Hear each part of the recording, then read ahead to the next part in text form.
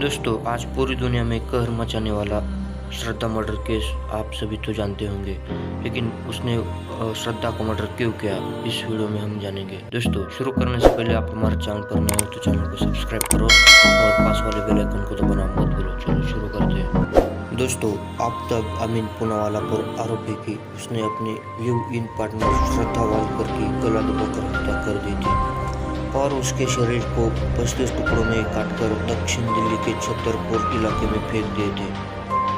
सूत्रों के अनुसार श्रद्धा और आफ्ताब के बीच बार बार शादी को लेकर झगड़ा हुआ करता था, लेकिन एक दिन उनमें यह झगड़ा इतना बड़ा कि आफ्ताब ने गुस्से में आकर श्रद्धा का गला दबाया और उसे मौत के घाट उतार दिया।